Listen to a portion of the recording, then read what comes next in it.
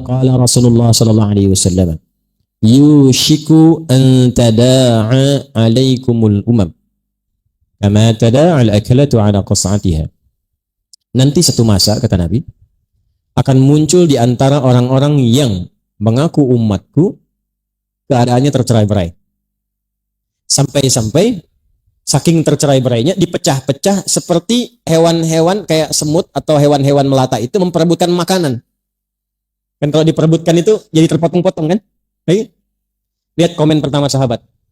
Qala qailun minna, berkata satu di antara kami mengklarifikasi, ya Rasulullah, amin qillatin bina yauma idzin. Ya Rasulullah, apakah pada waktu itu jumlah kita sedikit sehingga kok saling terpecah begitu? Apa kata Nabi? Bal antum yauma idzin katsir. Justru kalian itu pada waktu itu umat Islam ya, itu lebih banyak dibandingkan dengan sekarang. Coba sensus. Zaman Nabi selesai tugas kurang lebih ada 12.000 sahabat. Sekarang di Indonesia saja umat Islam paling besar di dunia. Kalau 300 juta, misal 90%-nya muslim itu udah 270 juta. Jauh bedanya. Di Pakistan berapa? India berapa? Di Eropa sekarang bertambah, di Amerika bertambah. Jumlahnya makin banyak. Walakinnakum gutha'un ka gutha'is sail. Tapi kalian itu terpecah-pecah, punya orientasi hidup sendiri. Nggak kenal dengan kawan. Nggak saling mengisi lagi. Dan yang paling celaka, nggak ingat akhirat. Unza'ul mahabbatu min qulubi aduwikum wa yuj'alu fi qulubikumul wahn. Pada masa itulah kemudian, maaf, orang-orang itu sudah tidak ada sungkan lagi dengan orang Islam. Paling-paling sedikit reaksi selesai. Umat Islam paling-paling begini selesai. Siapa tuh tokohnya? Udah aja, kasih mobil A, selesai. Siapa di sana? Udah kasih pekerjaan begini, proyek, selesai. Wa yuj'alu fi qulubikumul wahn. Dan banyaknya umat Islam, maaf, jumlahnya makin banyak, terpecah-pecah, yang bahaya, tertanamlah pada diri sebagian muslim itu penyakit wahan. Ini inti materi kita yang akan kita bahas pada malam hari ini. Wahnu ya Rasulullah, apa itu wahan yang mencelakakan ya Rasulullah? Wahan itu nanti bahayanya, di dunianya seakan sejahtera, padahal dia sedang terancam dalam kehidupan akhiratnya saat pulang. Apa itu? Hubbud dunya wa karahiyatul maut. Hubbud dunya wa karahiyatul maut. Tertanamlah pada diri sebagian orang Islam itu sifat mencintai dunia yang terlampau kuat sehingga tidak siap untuk pulang ke akhirat. Pelan-pelan ya. Sikap mencintai dunia yang kuat sehingga tidak memiliki kesiapan bekal yang cukup untuk pulang ke akhirat. Nih, gampangnya contohnya begini. Contoh. Maaf ya. Kalau sholat itu untuk dunia apa akhirat? Dunianya ada, tapi bekal utamanya untuk akhirat. Sholat itu ibadah ritual, berkahnya untuk dunia. Di antara berkahnya misal, tanha anil fahsya'i wal munkar. Orang sholat pasti merubah dirinya jadi lebih baik. Yang kedua, orang sholat akan lebih tenang hatinya. Itu berkahnya. Tapi manfaat sholat yang paling hakiki itu adalah persiapan bekal untuk pulang. Itu yang saat kita selesai sholat dituliskan pahalanya. Baru niat dituliskan pahalanya. 10 kebaikan, 27 derajat. Itu yang dimaksud 10, 27 itu apa? Itu bekal untuk pulang. Karena yang antum pakai sekarang, bajunya, pecinya, mukena ibu-ibu yang sekarang pakai, itu semua nggak dibawa ke akhirat. Ke alam kubur aja nggak dipakai. Selesai semua dunia. Yang dibawa pulang hasil dari sholatnya. Itu yang disebut pahala oleh kita. Nah cuman nanti kata Nabi ada satu masa orang nggak ingat pulang. Jadi yang dicari dunia semua. Contoh gampangnya begini. Anda pilih mana kalau sedang ada Jumatan, Anda ditawari pekerjaan, gajinya 100 juta per bulan, tapi harus meninggalkan Jumat. Pilih mana? 100 juta tidak Jumatan atau 100.000 Jumatan? Masa? Sekarang ada kok orang jadi kasir di toko aja ninggalin Jumatan? Kejadian nggak sekarang? Kayak yang pengusaha-pengusaha tuh, yang sedang tanda tangan proyek. Saya tanya tuh, ada proyek nilainya 150 miliar, ditanda tangan pas waktu Jumat. Saya tanya, kejar proyek atau akhirat?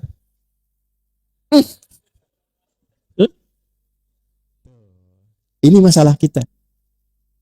Kan tadi sudah kita sadar, dunia itu sudah terukur. Semua sudah diatur. Kita Jumatan pun nggak kehilangan rezeki kita. Sudah teratur. Yang belum jelas itu adalah bekal kita untuk pulangnya. Maka dari itulah kita mesti belajar penting saat ini. Apa yang harus dilakukan saat masa-masa itu tiba? Ya, nanti lebih dahsyat lagi saya tunjukkan hadis nabinya.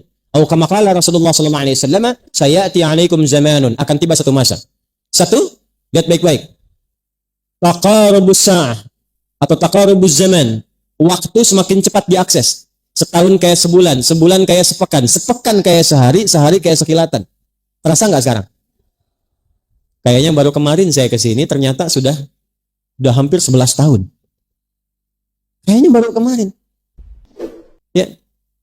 Yang kedua, saat waktu itu tiba, taqarubul aswaq, pasar, bisnis mudah diakses. Dulu Anda ke pasar, pakai angkot, pakai ojek, datang ke situ belanja, lalu pulang. Sekarang klik handphone, datang barang. Kejadian nggak? Tapi saat masa itu tiba, kata Nabi, perhatikan, yantashirul kadzib tantashirul fitan. Fitnahnya makin banyak, manipulasinya makin banyak, maksiatnya makin banyak. Akan ditemukan banyak hoax. Anda sulit membedakan mana yang benar, mana yang salah. Anda akan banyak menemukan bahkan yang maksiat muncul tanpa bisa kita sekat dan kita duga. Maaf, sekarang maksiat yang dulu jauh tak terlihat sekarang masuk ke saku masing-masing. Coba handphone yang sering diakses itu. Berapa gambar-gambar tak senonoh ada di situ? Berapa tayangan-tayangan yang tidak layak untuk dipandang ada di situ? Ya, berapa yang sekarang online-online yang dilanggar di situ? Judi online, pinjaman online, serba online tapi maksiatnya ada di situ. Dulu maksiatnya offline, sekarang jadi online. Ada maksiat online sekarang. Dulu nggak ada, offline semua, sekarang online. Kejadian nggak? Saat kita berada di masa itu, apa yang harus kita lakukan? Nah, ini adalah inti pembahasan kita di malam hari ini. Langkah-langkah strategis atau tips Al-Quran dan hadis mengatasi problematika di akhir zaman. Secepatnya. Satu. Langkah yang pertama, nanti di hadis lain, jika sudah masuk di era itu, maka berlatih setidaknya meninggalkan maksiat. Ingat ya, saya ulangi, berlatih meninggalkan apa? Maksiat. Islam itu sifatnya dua. Ada amar ma'ruf, ada nahi, dan dua-duanya berpahala. Ingat itu. Jadi pahala itu bukan amar ma'ruf saja, sholat, amar ma'ruf, baca Quran, amar ma'ruf. Tapi saat yang bersamaan, maaf, meninggalkan maksiat. Ada pandangan dari gambar yang tak bagus, kita palingkan, dapat pahala. Awas. Diajak oleh teman ke tempat yang tidak baik, langkahnya kita palingkan, dapat pahala. Ada tayangan tak bagus, klik. Misalnya, keluar hal-hal yang tidak baik, kita kemudian palingkan, dapat pahala. Saat muncul era di mana maksiat sulit dikendalikan dan lebih banyak dibandingkan amar ma'ruf, maka pahala nahi mungkar lebih banyak dibandingkan dengan amar ma'ruf.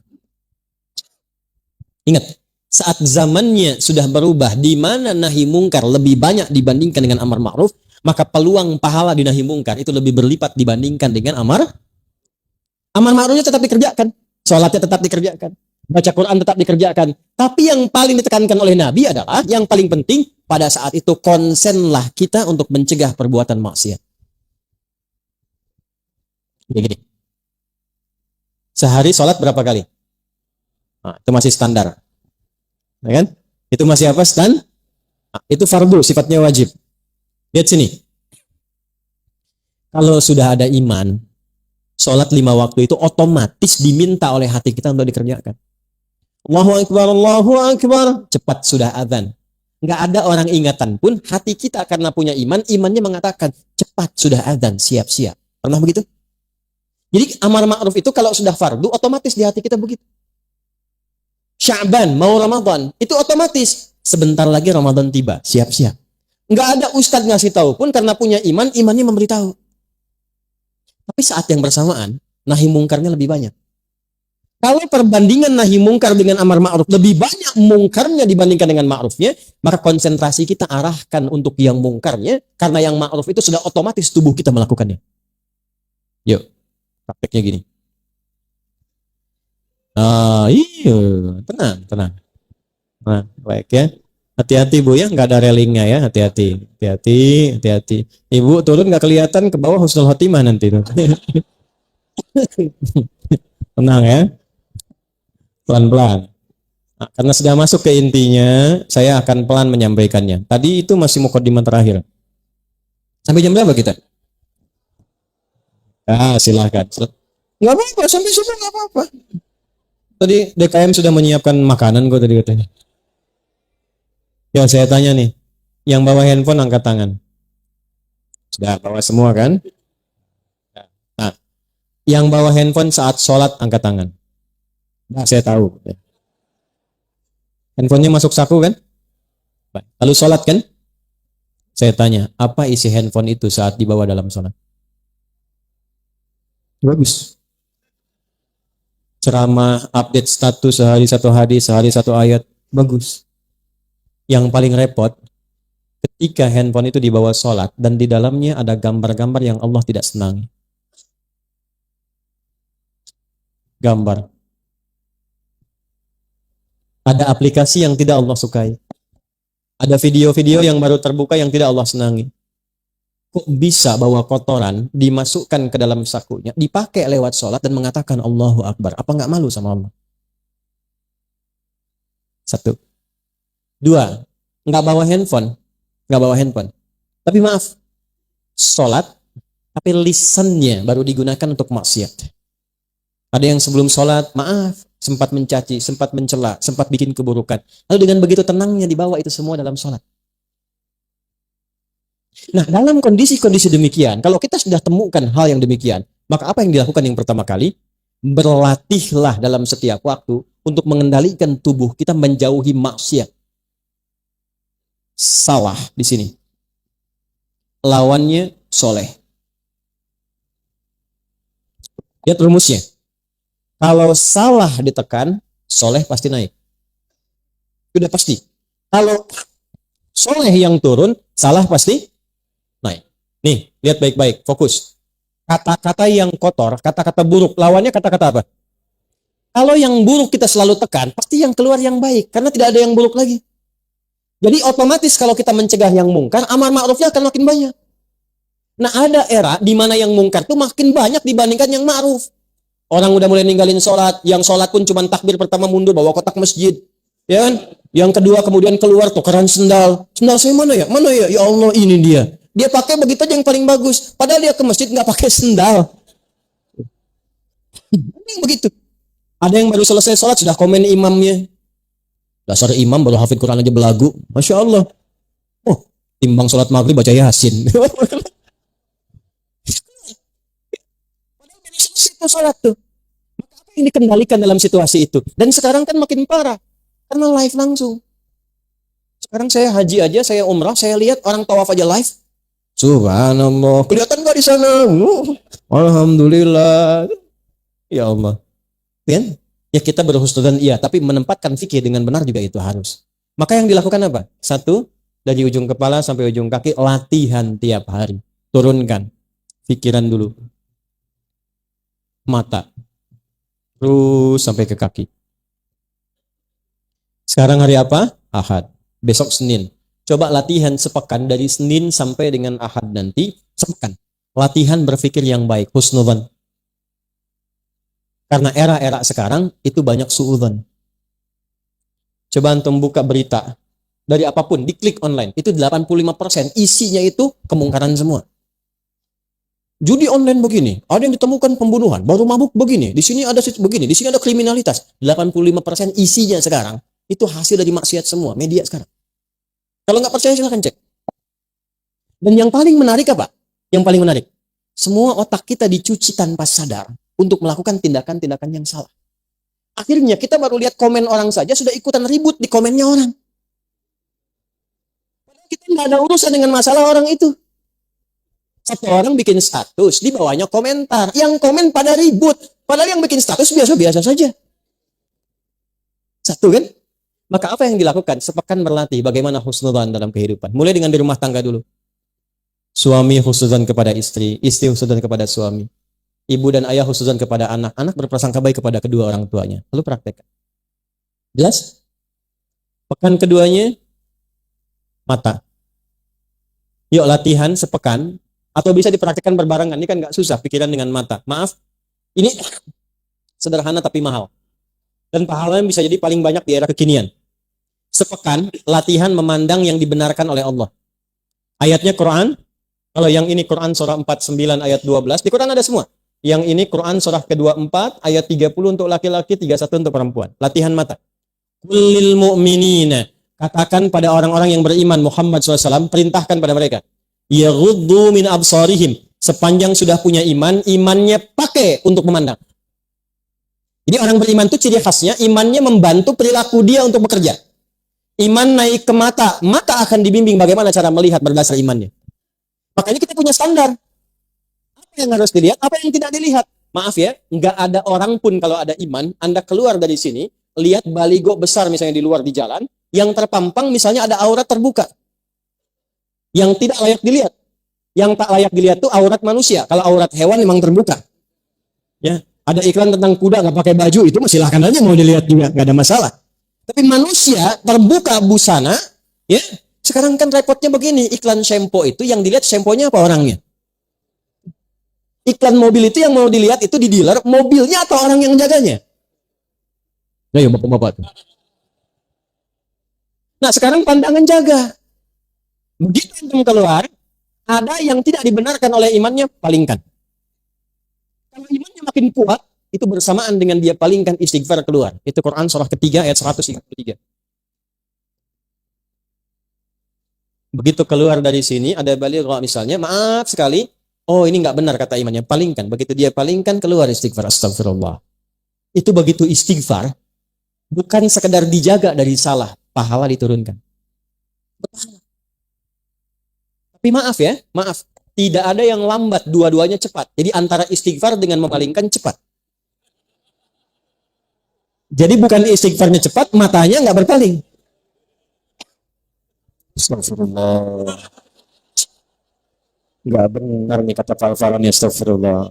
Salah ini. Salah tapi dilihat terus tuh. Nanti dipalingkan. Nanti kalau sudah dilatih, mata kita akan peka pada yang baik-baik saja. Lihat proyek yang tidak baik, langsung dipalingkan. Keluar dari sini bukan alas kaki Anda, otomatis kata imannya bukan punya kamu, palingkan. Tapi kalau iman bermasalah, sakit, atau iman kosong, ya, bisikannya lain nanti. Makin lemah imannya, makin kreatif setannya. Awas, hati-hati. Astagfirullah, bukan punya saya yang ini. Yang itu tuh yang bagus lagi, ambil yang itu tuh.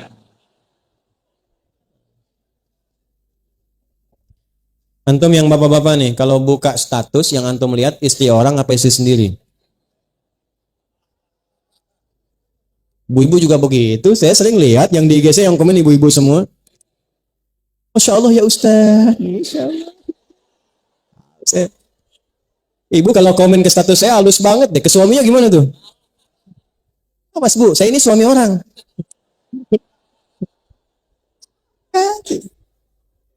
Hidup penuh kepalsuan sekarang ini nih. Ya, hati-hati. Sama suami orang baik, sama suami sendiri, terus hati-hati. Ya, jelas ya? Nah, ini dilatih sekarang. Dari mata turun ke, oh jangan langsung ke hati aja Bu. Ke lisan dulu. Langsung ke hati aja Ibu. Dari mata turun ke lisan. Turun ke hati langsung ke KUA antar. Nih, kan kedua, ini materi kayak sederhana Pak, tapi mahal. Dan sekarang kita lagi butuh ini. Lagi butuh ini. Dua, turun ke lisan. Saya cepat di lisan, nanti saya berhenti. Ayatnya Quran surah 49, ayat 12, ayat 11 sampai 12. Ya ayyuhalladzina amanu, la yaskhar qaumin qaum. Nanti la yaghtab ba'dukum ba'dha. Hei orang-orang yang telah menyatakan beriman. Ini saya cepat terjemahkan pakai ilmu nahwu ya. Ya harfun nida, lida'il qarib mutawassit wal ba'id. Ya huruf penyeru untuk yang dekat, menengah dan jauh. Disebutkan sebanyak 361 kali dalam Al-Qur'an. Memanggil yang dekat, menengah dan jauh. Ketika ya disatukan dengan iman, seakan Allah ingin mengatakan begini. Hei semua yang telah menyatakan beriman. Dimanapun kau berada, baik engkau merasa sedang dekat, menengah ataupun jauh dari Allah. Tapi engkau merasa beriman. Ayyuha disebutkan 150 kali dalam Al-Quran. Ayyunya munada menguatkan, haknya tanbih mengingatkan. Aku tegaskan, aku ingatkan, sepanjang kau beriman. Alladzina disebutkan 1080 kali dalam Al-Quran. Menunjuk semua tanpa kecuali. Besar, kecil, tua, muda, laki-laki, perempuan, semua lintas profesi. Sepanjang engkau beriman, aku tak peduli siapa engkau. Engkau punya jabatan, punya pangkat, engkau hartamu banyak, engkau cukup, engkau rakyat, engkau pejabat. Kata Allah, aku nggak peduli. Sepanjang kau merasa punya iman, la yasra qaumin qaum. Jaga lisanmu jangan sampai merendahkan orang lain. Jangan saling mencela. La yaghtab ba'dukum ba'dha, jangan bikin hoax, jangan sakiti orang. Man kana yu'minu billahi wal yawmil akhir falyaqul khairan aw liyasmut. Kata Nabi lebih detail. Nabi mensyarah ayat ini, siapa yang merasa beriman kepada Allah dan merasa dihisab lisannya hari kiamat, katakan yang baik, tak mampu diam. Katakan yang baik, tak mampu. Bisa nggak kita praktekkan sepekan? Jangan marah, kata Nabi, la taghdab. Bisa nggak sepekan aja? Mau keluar yang tak baik, tahan. Ada orang misalnya nggak sopan sama Anda, mau Anda marah, la taghdab. Tahan. Nah, pikiran baik, praktekkan. Nyambungkan lisan langsung ke pikiran. Mungkin dia begitu karena belum tahu saya. Ya, tahan lagi. Nggak usah ditambah-tambah, belum tahu dia siapa saya. Turunkan. Ada yang nggak sepakat dengan istri dengan suami, jangan marah. Diam dulu. Kontrol. Dengan diam itu lebih tenang pikiran.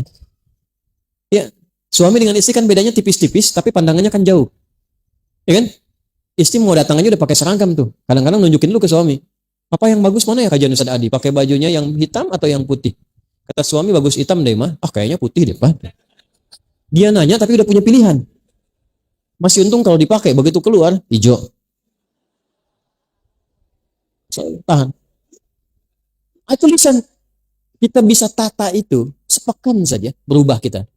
Kalau nggak percaya silakan, demi Allah, pikiran, lisan, kemudian pikiran, mata, lisan, telinga, di atas kepala aja di sini dulu nih. Kita perbaiki selama sepekan, demi Allah, cek sepekan berikutnya, antum akan menjadi pribadi yang berubah dari sebelumnya. Cuma mengamalkan beberapa ayat aja. Deh, cuma sepekan amalkan ayat ini, ayat mata, ayat telinga, ayat lisan, amalkan selama sepekan. Lihat perubahan yang terjadi hari ini sampai sepekan ke depan. Perhatikan bagaimana Al-Quran merubah kita menjadi pribadi yang lebih baik. Wa'tasimu bihablillahi, hablillah di sana Quran. Sebelum disatukan oleh Allah, Allah merubah dulu setiap pribadi jadi baik dulu. Karena kalau disatukan dalam keadaan yang kurang baik, bahaya juga. Baik dulu setiap hari, satu sampai ke ujung kaki. Nah, sekarang saya kasih rumus cepat. Saya berikan amalan dari Al-Quran dan hadis. Satu amalan yang kalau dikerjakan secara cepat akan merubah kita jadi lebih baik. Ya, kalau mau catat boleh. Amalannya asyam. Apa amalannya? Bukan asyap, asyam. Ya. Artinya puasa.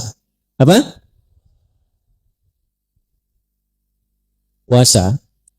Satu-satunya amalan yang disiapkan untuk menambah amal soleh saat yang bersamaan mengikis amal salah. Cuma puasa. Anda kalau nggak percaya, besok Senin puasa tuh. Niatkan untuk mencintai Rasulullah. Karena beliau ketika ditanya, kenapa engkau puasa hari Senin? Kata Nabi, kama qala hadza yauma wulidtu. Ini hari saya dilahirkan. Niatkan puasa Senin untuk mencintai Rasulullah sallallahu alaihi wasallam. Ini juga dalil bahwa saat hari ulang tahun boleh puasa untuk mengevaluasi diri. Saya kembalikan. Besok puasa. Silahkan cek. Demi Allah saya katakan, ketika Anda puasa, saat yang bersamaan Anda ingin meningkatkan amal soleh Anda. Yang biasa cuma sholat fardu, bisa sholat sunnah. Yang biasanya jarang baca Quran, bisa baca Quran. Yang hebat itu bisa menghentikan maksiat saat puasa. Makanya ketika Ramadan, koruptor kan libur. Bukan karena takut mencuri, takut batal puasanya. Silahkan cek. Besok timbang puasa sunnah, cuma puasa sunnah saja, maksiat bisa ditahan. Antum walaupun seorang pemarah, itu akan ditahan gak pengen marah, karena takut batal puasanya. Ada seorang pemarah, puasa. Tiba 5:30 ada yang mencaci. Bukanya jam 6, dia lagi jalan sama istri, dicaci sama orang. Dia tahan gak marah. Istrinya bingung, kan suaminya biasanya pemarah. Kata istrinya, bang, abang kan biasanya marah, kenapa gak dibalas? Kata suaminya, ntar habis maghrib. Tunggu maghrib dulu. 30 menit lumayan buat mikir. Begitu maghrib dia gak mau hilangin pahala puasanya. Gak jadi dia marah. Kalau Anda ingin berlatih menghilangkan kebiasaan buruk, rajin puasa. Senin, istirahat dulu.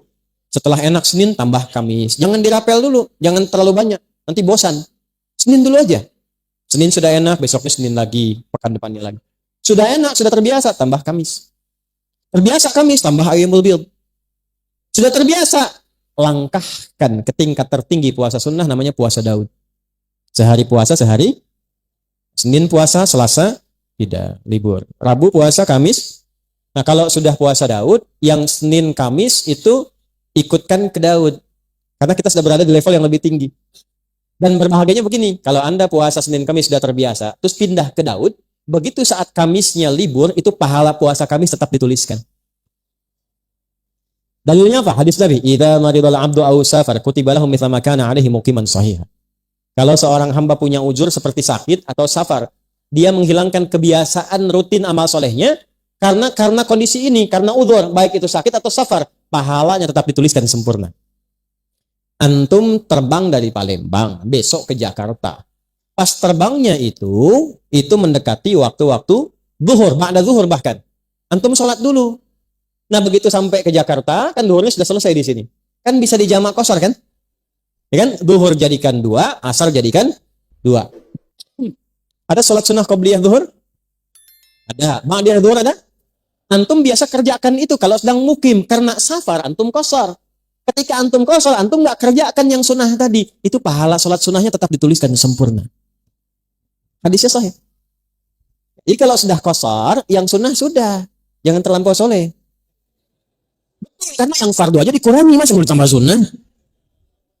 Ya, itu hadiah dari Allah. Qashar itu hadiah. Ketika Anda qashar, itu pahala sholat sunnah dituliskan bagi yang biasa sholat sunnah. Kalau enggak, yang enggak dapat pahala juga. Ya, yang hebat tuh begini Bu. Kalau perempuan kan ada masa haidnya kan? Ini catat rumus Bu, ini di antara kita saja nih. Ya. Ini perempuan-perempuan muslimah. Kalau masa sucinya rajin beramal, sholat, baca Quran, dia zikir, dia sholawat, masa haidnya kan berhenti itu sholatnya.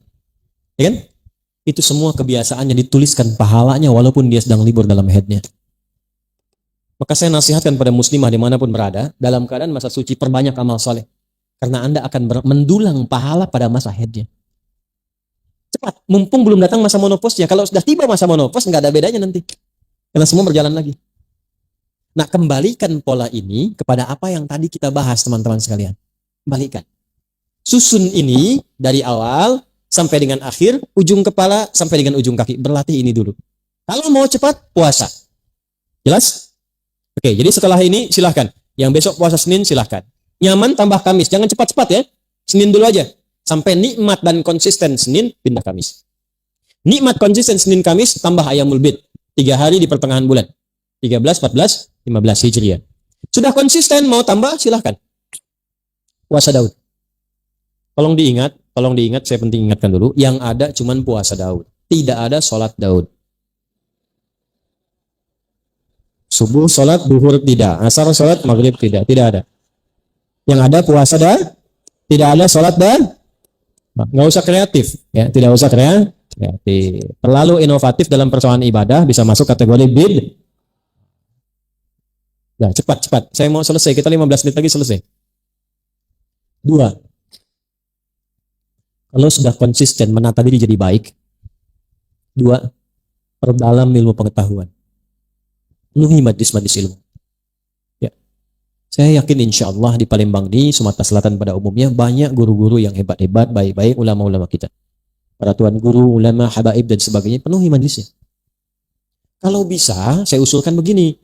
Masjid-masjid ini itu bukan sekedar diikat dengan organisasi, ikatan antar masjid. Di DMI, Dewan Masjid Indonesia. Didaftarkan aja, tidak. Data, Pak, di sini wilayahnya ada berapa masjid. Setelah itu kerjasama. Bikin kajiannya itu yang terukur, difasilitasi jamaah. Jangan semua kajian sama. Nanti malah berlomba-lomba, sini kosong, sana penuh, pindah sini. Kadang-kadang begini, beda masjid jamaahnya itu aja. Kerjasama dengan masjid-masjid. Masukkan database jamaahnya. Misal, ada fikih yang pokok dulu. Fikih sholat, fikih zakat, fikih misalnya haji umrah. Ibadah ada di Masjid Baitur Rahman. Nanti fikih-fikih yang sosial misalnya, ini di masjid yang sebelahnya. Fikih-fikih yang membahas tentang aspek-aspek kehidupan muamalah, masjid sebelahnya. Database ustadz yang dimasukkan, informasikan, saling kemudian mengingatkan. Jamaah Baitur Rahman disampaikan. Bapak Ibu jamaah sekalian, hari ini kita punya kajian fikih salat. Nanti setelah Isya, insya Allah di depan masjid kita itu ada ustadz hebat. Ulama hebat akan bahas fikih zakat. Yang ingin tahu tentang zakat, silahkan ke sana. Itu caranya. Perdalam majlis ilmu dengan cara belajar 3 hal. Karena sekarang zaman fitnah. Awas, hati-hati. Hati-hati. 3 ini tidak kita dapati, problem akan muncul. Sesama muslim bisa saling celah. Yang bahaya masjidnya kosong. Cuma gara-gara kunut, yang satu kunut, yang satu tidak, pada nggak pada ke masjid. Padahal yang salah itu yang tidak sholat subuh. Yang paling celaka begini. Yang imaminnya yang kunut, imam, makmumnya nggak ikut. Bahaya. Atau sebaliknya, yang imamnya yang tidak kunut, makmumnya sujud sahwi. Kaidahnya kan begini, kaidahnya kata ini Nabi yang sampaikan, bukan saya. Innama ju'ilal imamu liyu'tamma bihi, faqira'atul imam qira'atul ma'mum. Imam itu dijadikan, kata Nabi, supaya diikuti. Jadi kalau imam ruku, makmum ruku. Imam sujud, makmum sujud. Imam baca kunut, makmum ikut kunut. Syekh Ibnu Shalih Al-Utsaimin itu mufti. Ilmunya luar biasa. Mazhabnya Hambali. Beliau nggak kunut yang subuh. Tapi apa fatwanya? Kata Syekh Utsaimin, kata beliau, fatwanya, jika ada imamnya kunut, maka makmum yang tak sama paham kunut pun mengaminkan di belakangnya. Allahumma hdina fi man hadait. Amin. Wa'afina fi man afait. Amin. Bukan sebaliknya. Allahumma hdina fi man hadait. Bid'ah. Kejadian nggak sekarang? Oh. Nah, saat terjadi yang seperti itu, maka apa yang dilakukan? Kumpulkan masalah itu, adakan dalam satu majelis ilmu, perdalam hukumnya sehingga diberikan pencerahan. Di sini ustadz-ustadz kompak, ulamanya kompak, berikan pencerahan, jangan ditanamkan fanatisme sehingga terjadi perpecahan. Caranya begini misal nih, Bismillahirrahmanirrahim itu ada 4 cara, hadisnya 70 kurang lebih. Semua dari Nabi. 1, baca jahar. Bismillahirrahmanirrahim. 2, silent, sir. Bismillahirrahmanirrahim. Alhamdulillahi rabbil alamin. Yang kedua itu silent. Kalau silent, nggak usah ditempel di mic untuk dikeraskan. Bismillahirrahmanirrahim. Alhamdulillahi rabbil alamin. Kalau Anda tempelkan di mic untuk diberitahu, itu jahar namanya, Joni. Jahar. Silent cukup kita sendiri yang dengar. 3, tidak dibaca sama sekali, langsung hamdalah. Alhamdulillahi rabbil alamin, arrahmanir rahim, maliki yaumiddin. 4, dibaca rakaat pertama jahar dari Abu Hurairah hadisnya. Rakaat kedua enggak dibaca sama sekali. Jadi kalau subuh rakaat pertama jahar. Bismillahirrahmanirrahim, alhamdulillahi rabbil alamin. Rakaat keduanya langsung hamdalah. Alhamdulillahi rabbil alamin, arrahmanir rahim. Itu 4-4-nya semua ada sumbernya dari Nabi. Dan ada latar belakangnya. Kenapa Nabi nggak baca bismillah, kenapa dijaharkan, kenapa disirkan. Itu ada semuanya, ada sejarahnya, ada dalilnya, ada latar belakangnya. Nah, tugas para ustadz, kalau ingin menempatkan yang diperselisihkan itu, kumpulkan bahasan itu, namanya fikih ikhtilaf. Dibahas semua referensinya sehingga jamaah paham. Jelaskan, kalau tidak pakai bismillah, jalur hadisnya ini. Kenapa nggak pakai bismillah? Kejadiannya begini. Karena waktu itu belum turun Bismillahirrahmanirrahim. Nabi pakainya Alhamdulillah Rabbil Alamin. Setelah Quran banyak turun, Ibnu Abbas radhiyallahu taala anhuma, anak kecil tanya pada Nabi, "Ya Rasulullah, ini di Quran itu nyambung semua surat, ini ke sini, Al-Baqarah nyambung Ali Imran ke An-Nisa. Tidakkah Allah menurunkan pemisah, ayat yang memisahkan antara surat sehingga tidak diduga kemudian hari suratnya nyambung semua? Maka turunlah secara terpisah Bismillahirrahmanirrahim." Sejak turun itulah Nabi kemudian baca Bismillahirrahmanirrahim dengan 3 cara. Yang tadinya nggak baca dikeraskan kadang-kadang Bismillahirrahmanirrahim. Baca di silent, baca rakaat pertama, selanjutnya tidak. Yang awalnya nggak dibaca sama sekali, 4 riwayat. Semua jalurnya ada. Keempat-empatnya ini namanya manhaj. Tariqul wadih, jalan yang tersambung pada Nabi, cara baca bismillah. Tapi kan nggak mungkin baca 4-empatnya dalam satu kali sholat. Imam Masjid Baitur Rahman ingin baca bismillah dalam sholat subuh, komplit sunnah Nabi. 4-4. Jadi dia baca. Bismillahirrahmanirrahim. Bismillahirrahmanirrahim. Tidak dibaca sama sekali. Dia mesti pilih salah satu. Makanya imam-imam besar pun, Imam Abu Hanifah pilih satu. Aku nggak baca bismillahnya. Diikuti Imam Malik. Imam Syafi'i mempopulerkan yang ada jahrnya. Ya, Bismillahirrahmanirrahim. Supaya umat paham, ada riwayat lain. Dan fikih Syafi'i itu itu senang pahala. Sepanjang ada dalil pasti ada pahalanya. Daripada nggak dapat, saya dapatkan. Imam Ahmad datang muridnya Imam Syafi'i, lahir 163 Hijrah. Kata Imam Ahmad, saya pilih yang sir untuk mempopulerkan. Ini nggak ada sudah, yang ada sudah, yang belum tahu itu yang bisa disirkan. Maka ketika mereka memilih, apa yang cenderung mereka pilih? Cenderung pada sesuatu, bahasa Arabnya madzhaba ilaihi. Karena kepanjangan disingkat madzhab. Maka di sini kita kenal pilihannya Imam Syafi'i, madzhab asy-Syafi'i. Pilihannya Imam Ahmad, madzhab Hambali. Pilihan Imam Abu Hanifah, madzhab Hanafi. Pilihan Imam Malik, madzhab. Nah, madzhab itu bukan kelompok-kelompok.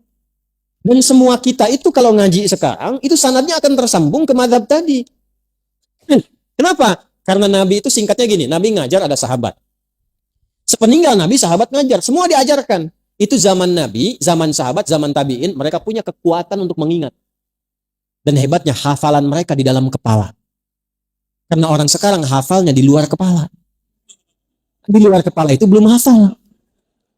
Mereka itu hafalnya di dalam kepala. Nah, bertambahnya masa, berubah eranya, berkurang ingatannya. Karena orang dulu tuh maksiatnya sedikit. Jaga maksiatnya banyak, dijaga. Sehingga berkahnya apa? Kekuatan ingatannya panjang. Sekarang tantangan maksiatnya banyak. Dan ingat, maksiat itu salah satu penyebab utama mengurangi kemampuan untuk menghafal. Saya punya teman, hafal ribuan hadis. Masuk bioskop. Keluar, hilang semua hafalannya. Saya nggak tahu apa yang ditonton. Pulang keluar dari situ, hilang semua hafalan. Ingat, maksiat menghilangkan keberkahan. Imam Syafi'i ngadu kepada gurunya Imam Waqi. Syakautu waqi'an an su'a hifdhi fanasahani an atrukal ma'asi faqala al-ilmu nurun wa nurullahi la yunzal lil 'asi. Saya mengadu kepada guruku Imam Waqi tentang buruknya hafalanku. Kebayang enggak buruknya hafalan Imam Syafi'i? Mungkin beda titik, beda koma. Kata Imam Waqi gurunya, tinggalkan maksiat karena maksiat itu mencegah cahaya ilmu dari Allah masuk dalam kalbumu. Balik ke sini teman-teman sekalian, fokus baik-baik. Kembalikan ke kita di sini, apa yang kita lakukan? Kumpulkan yang tadi itu. Ulama dulu banyak mengingat, tapi masa setelahnya kan banyak membaca. Mengingatnya kurang, kemampuan menurun. Maka ada 4 bintang ulama yang menyalin hafalannya dalam kitabnya. Kalau orang sekarang, kitab orang disalin begini, dihafalin. Ulama dulu dihafal dulu, hafalannya nyalin kitab. Kitab itu disalin dengan hafalannya.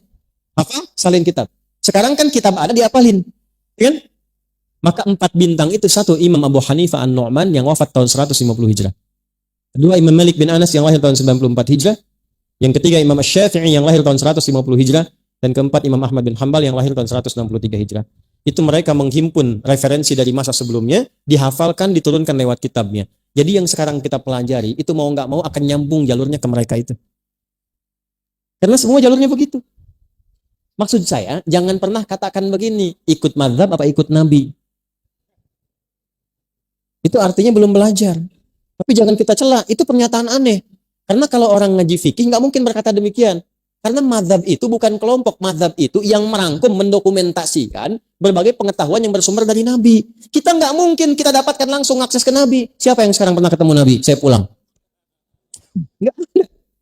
Nih, Anda belajar salat dari mana? Nggak mungkin langsung dari Nabi. Oh, tadi saya ketemu Nabi, mimpi kok diajarin begini. Nggak bisa. Kita harus urut riwayatnya dari mana. Nah, kalau kita urut-urut yang mengajarkan dari takbir sampai salam, ketemunya jalurnya di mazhab juga. Ketemunya di situ. Dari mana tahunya bismillah dijaharkan? Pernah ketemu Nabi? Tidak. Diurut sikulan sampai ke Asy-Syafi'i. Asy-Syafi'i menerima dari gurunya sikulan sampai ke Nabi. Urutan itu disebut dengan sanad namanya. Di Sahih Muslim ada babul isnad di muqaddimah. Babul isnad minad din.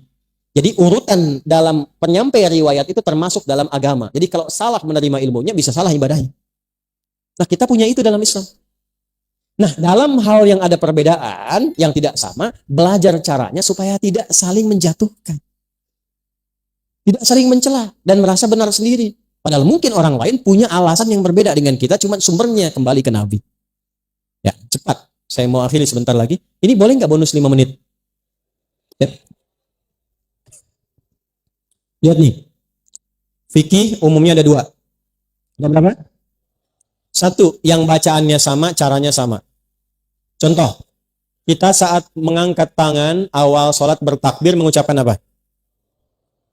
Itu 1 cara, 1 bacaan. Fayaqulu Allahu Akbar. Nggak ada yang beda. Kalau ada satu cara, satu bacaan, itu artinya semua umat Islam dipandang mampu melakukannya. Jangan beda, nggak usah kreatif. Saya capek Allahu Akbar terus, besok Allahu Rahman aja. Allahu Rahim aja, beda, salah. Jelas? Tapi nanti ada yang beda bacaannya, bahkan beda caranya. Tapi kalau diurut-urut sumbernya dari Nabi semua. Kalau ada yang begini, itu tandanya semua umat Islam dipandang oleh Allah itu tidak mampu melakukan dengan satu cara yang sama. Maka diturunkan beragam cara supaya semua bisa melakukannya dan mendapatkan hikmah yang sama. Contoh bacaan. Nih kita baca Quran nih. Al-Fatihah ya. Saya kemarin lihat ada yang viral-viral tuh ngoreksi bacaannya Habib Umar. Hati-hati tuh ya. Jangan gak sopan tuh. Beliau itu ahli hadis ya. Ahli Quran. Cucu Nabi. Ilmunya banyak. Jauh dengan saya tuh. Ya jauh sekali. Orang belum berilmu belum sampai, jangan ngoreksi yang sudah berilmu. Ya. Contoh gini. Ihdinas siratal mustaqim. Yang kita baca kan? Dari Hafiz. Pakai shad ya. Ihdinas siratal mustaqim. Jelas? Ada yang nggak bisa shad. Bisanya pakai sin. Gampang kok shad. Kata Anda orang Palembang. Tapi di Arab itu ada yang nggak bisa shad. Dipaksa-paksa sampai kiamat kurang 2 hari. Nggak bisa. Bagi orang Palembang gampang. Ihdinas siratal mustaqim. Shad. Ihdinas siratal mustaqim. Sin. Tapi ada lisan orang Arab yang nggak bisa shad. Bisanya sin. Shad. Sin. Shad. Sin. Utlubul ilma walau bisin. Utlubul ilma walau bisad. Shad. Dia sin. Apa yang terjadi? Turun riwayat pakai sin. Dalam riwayat Warash dan Qalun dari Nafi'. Ihdinas siratal mustaqim. Sin. Apakah merubah makna? Tidak. Maknanya sama. Cuma cara bacanya beda.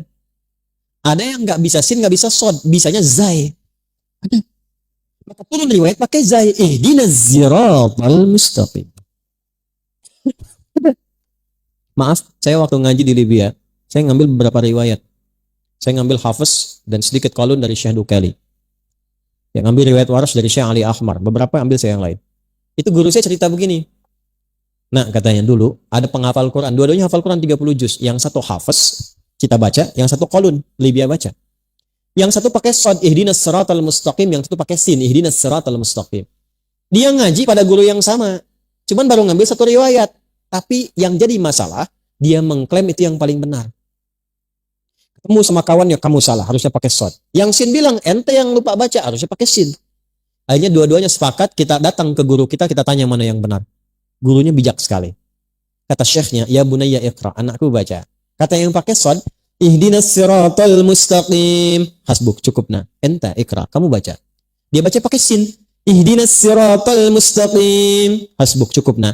Kalian berdua, antuma muftian. Kalian berdua salah. Yang benar itu ihdinas siratal mustaqim. Pakai zai. Gurunya pengen bilang, kalaupun merasa sudah pintar, jangan suka menyalah-nyalahkan orang. Karena boleh jadi orang yang disalahkan itu punya alasan juga. Yang ada itu pelajari apa yang dia praktekkan, cari tahu. Kalau ternyata salah, perbaiki dengan cara yang lembut. Nabi Musa aja ke Firaun kan caranya lembut. Faqula lahu qawlan layyina, katakan dengan lembut. Itu teman antum, bukan Firaun.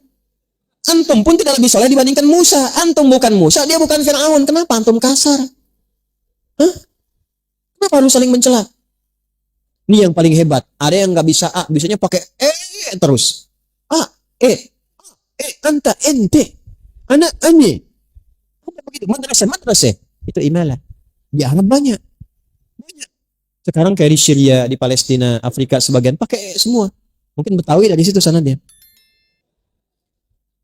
Bijaknya Allah diturunkan Al-Quran bisa dibaca pakai Wadduha kita. Yang itu wadduha wallaili idza saji ma wadda'aka rabbuka wa ma qala walal akhiratu khairul laka minal ula walasawfa yu'tika rabbuka fatardi. Antum ketawa. Saya baca wadduha di kalangan masyarakat yang wadduha. Ketawa dia. Karena dia biasa pakai Itu namanya lahjah. Karena kita nggak bisa paksa lisan orang. Kita bilang, orang Palembang bilang sepeda. Mampir ke Medan, kata Medan, sepeda. Sepeda dengan sepeda, barangnya sama nggak? Itulah perbedaannya. Beda tuh. Jelas? Oke, jadi kalau ada yang demikian, pelajari. Jangan saling mencela dulu. Ada yang gerakan, ada yang bacaan dan gerakan, seperti kunut misalnya. Pelajari, kenapa ada kunut? Sebelumnya ada atau enggak? Apa putusan nabinya? Bagaimana kemudian membacakannya? Dan seterusnya, sehingga adem kitanya. Nah, nanti kenapa? Karena akan muncul satu masa sesama muslim saling menyalahkan. Ini saya tuh paling tidak nyaman kalau ada orang ngaji Qur'annya sama, nabinya sama, tapi setelah itu saling menyalahkan. Dan yang paling saya khawatirkan adalah begini, menyimpulkan bahwa itu yang paling benar, yang lain salah. Itu bahaya. Sebab ketika yang dipelajari itu salah, tidak ada yang mampu didengar dari yang membenarkan. Itu bahaya. Ada di antara jamaah kami menyekolahkan anaknya di satu sekolah. Begitu diwawancara, pewawancaranya nanya begini, untuk diterima di sekolah. Padahal masih sekolah kecil, TK ke SD, SD begitu. Orang tuanya ngajinya sama ustadz siapa? Begitu disebutkan Ustadz Adi, oh beda manhaj, nggak bisa. Waduh, gimana ini? Padahal kita belum pernah bertemu dengan orangnya. Belum pernah tahu apa yang dimaksudkan. Tidak ada masalah dan tidak boleh mencela. Tidak boleh kita berprasangka buruk juga. Yang saya khawatirkan adalah begini. Anda menghukumi sesuatu yang tidak Anda ketahui, maka kalimat itu mencari pemiliknya.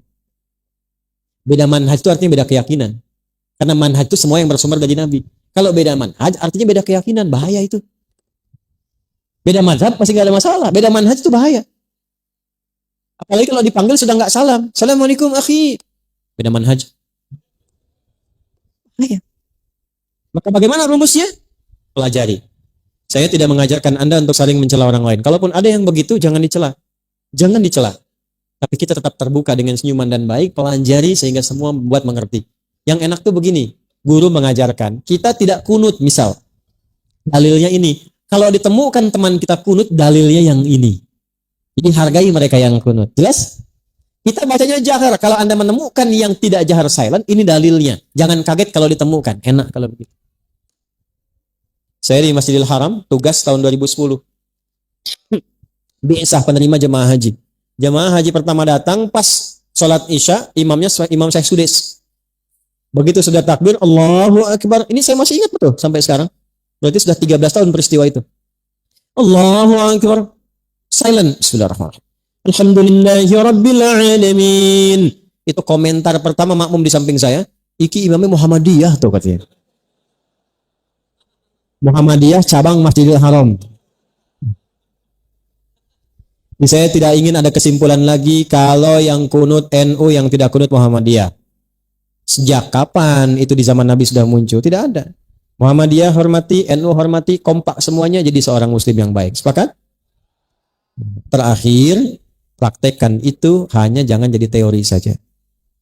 Jadi keluar dari masjid ini besok-besok, Pak Najib, Pak Edi, dan yang lainnya, ini jamaah didata nih. Nanti ustadz-ustadznya pun masukkan database. Ada siapa saja ustadz di Palembang?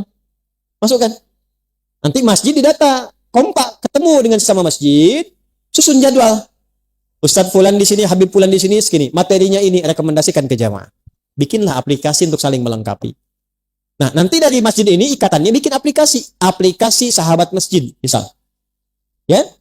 Sahabat masjid, ada apa di dalamnya? Bukan cuma tentang waktu sholat, waktu taklim.